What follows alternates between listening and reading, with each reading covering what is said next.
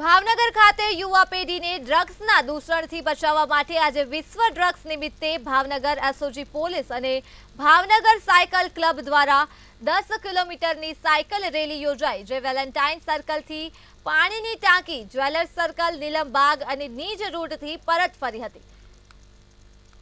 નો drugs four યુથના શીર્ષક સાથે ડ્રગ્સના દુરુપયોગ સામે આંતરરાષ્ટ્રીય ડ્રગ્સ ડે નિમિત્તે આ રેલીમાં યુવાન અને વૃદ્ધ પણ જોડાયા હતા। તો ભાવનગર એસઓજીના ઇન્ચાર્જ પીઆઈ સુનેસરા દ્વારા લોકોને ડ્રગ્સના દૂષણ વિશે નાની સ્પીચ આપવામાં આવી હતી તથા લીલી ઝંડી આપ્યા બાદ રેલીને શરૂ કરવામાં આવી હતી।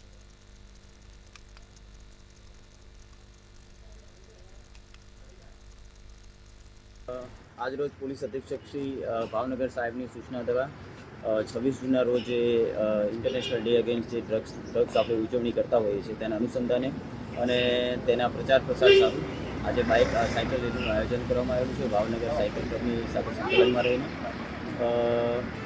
આનો રૂટ આપણે રહેશે વેલેન્ટાઇન સર્કલથી પાણીની ટાંકીથી જવેલ સર્કલ અને જવેલ સર્કલથી પાણીની ટાંકી અને પાછું રાઉન્ડ રોબિન આપણે આ પ્રકારનું 10 કિલોમીટરની જે સાયકલ રેલી છે। इंटरनेशनल डे अगेन्स्ट ड्रग्सना दिवस निमित्ते भावनगर साइकल क्लब તેમજ એસઓજી પોલીસ વિભાગ દ્વારા સંકલન કરીને 10 કિલોમીટરની સાયકલ રેલી યાત્રાનું આયોજન કરેલ છે। અત્રે આપને ખ્યાલ છે કે યુવાનો ડ્રગ્સના રવાડે ચડી રહ્યા છે તેમજ ડ્રગ્સનું દૂષણ યુવાનોમાં વધી રહ્યું છે, ત્યારે ગુજરાતમાં કરોડો રૂપિયાનું ડ્રગ્સ પણ પકડાય છે, જે આપને ખ્યાલ છે।